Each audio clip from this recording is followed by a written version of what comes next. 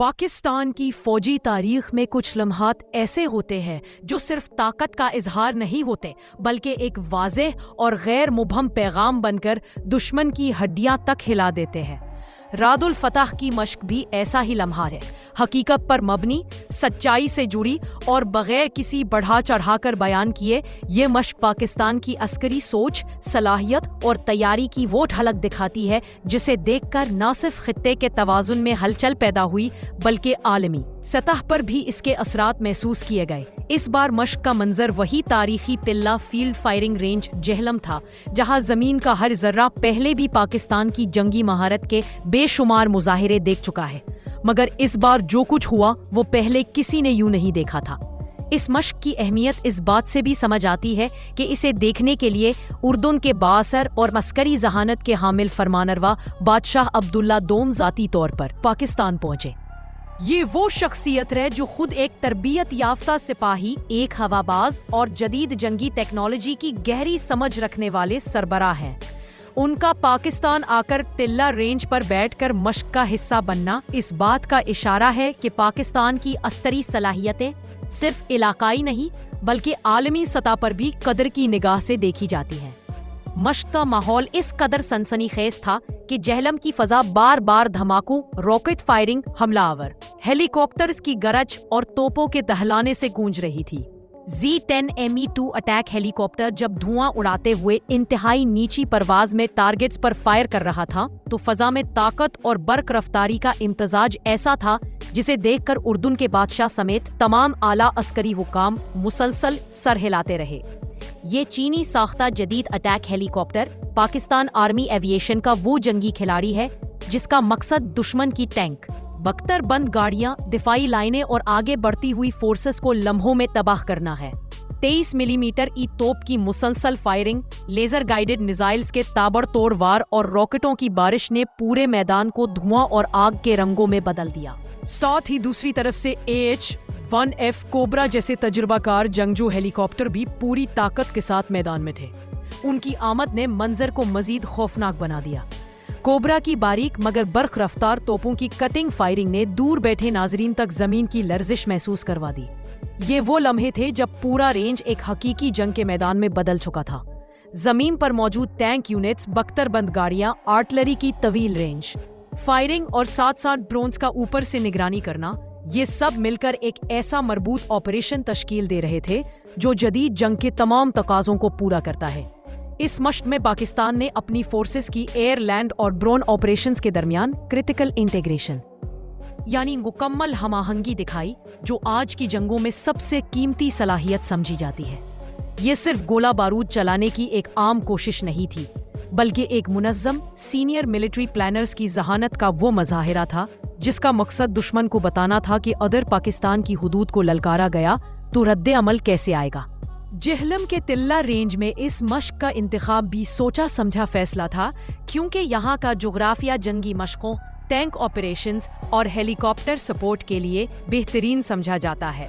سخت پہاڑی ڈھلوانے، ناہموار ٹیرین اور وسیع فائرنگ زون اسے ایک مکمل جنگی ماحول فراہم کرتے ہیں۔ مشق راد الفتح کا مقصد واضح کیا گیا تھا۔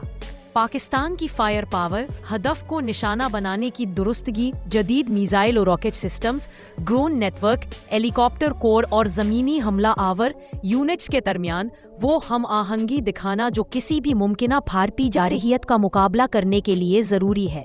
اس مشق میں اسپیکٹرم وارفیئر یعنی مختلف محاذوں پر بیک وقت رد عمل دینے کی صلاحیت کو بھی آزمایا گیا۔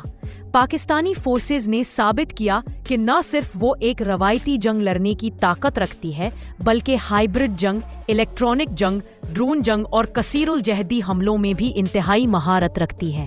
اردن کے بادشاہ عبداللہ دوم کے سامنے کیے جانے والے ہر نشانے نے یہ پیغام مضبوط کیا کہ پاکستان اپنی عسکری طاقت اور جنگی مہارت کو نہ صرف برقرار رکھے ہوئے ہے بلکہ اسے جدید ترین ہتھیاروں، تربیت اور عالمی رابطوں کے ساتھ مزید مضبوط بنا رہا ہے۔ جب آخری راکٹ نے اپنے ہدف کو بھسم کیا تو رینج میں گونجنے والی آوازیں صرف دھماکے نہیں تھیں، وہ اس عہد کی بازگشت تھی کہ پاکستان خطے میں کسی کمزوری کے ساتھ نہیں بلکہ مکمل تیاری کے ساتھ کھڑا ہے۔ یہ مشق دراصل بھارت کو بھی ایک خاموش مگر توانا پیغام ہے کہ پاکستان نہ صرف اپنی سرزمین کا دفاع کرنے کے لیے تیار ہے بلکہ کسی بھی قسم کی حماقت کا جواب ایسا ہوگا جس کی گونج نئی دہلی تک سنی جائے گی۔ اور یہی راد الفتح کا حقیقی مقصد تھا، طاقت، تیاری، درستگی اور ناقابل شکست ارادے کا مظاہرہ۔ مشق رد الفتح کے اگلے لمحے وہ تھے جنہوں نے جہلم کے ٹلہ فائرنگ رینج کو ایک ایسے ہائی ٹینشن زون میں بدل دیا جہاں ہر حرکت، ہر فائر اور ہر فیصلہ دشمن کے خلاف ایک عملی پیغام بن کر ابھر رہا تھا۔ پاکستان آرمی نے اس مشق کے دوسرے مرحلے میں وہ صلاحیتیں میدان میں اتاری جنہیں عام حالات میں صرف خفیہ بریفنگز میں دکھایا جاتا ہے۔ ٹینک فارمیشنز کی حرکت، بختر بند یونٹس کی پیش قدمی اور آرٹلری کے back to back high accuracy shots نے ثابت کیا کہ پاکستان کی زمینی قوت نہ صرف مضبوط ہے بلکہ دشمن کی ہر ممکن پیش قدمی کو لمحوں میں کاٹ دینے کی مہارت بھی رکھتی ہے۔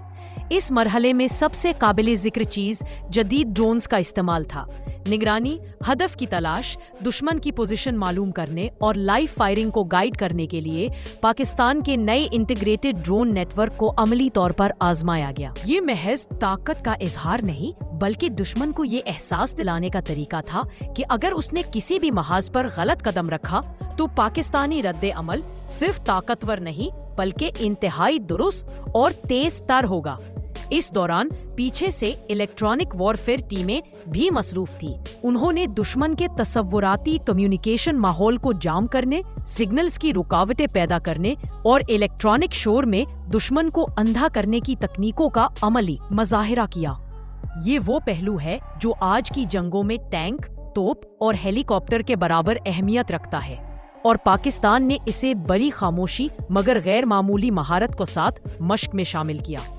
اردن کے بادشاہ عبداللہ دوم اس پورے منظر کو انتہائی غور سے دیکھتے رہے۔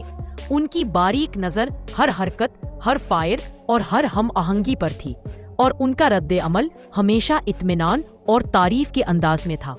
ایک تربیت یافتہ سپاہی ہونے کی وجہ سے وہ اس سطح کی جنگی یکجہتی اور سنکرونائزڈ آپریشنز کی اہمیت بخوبی سمجھتے ہیں۔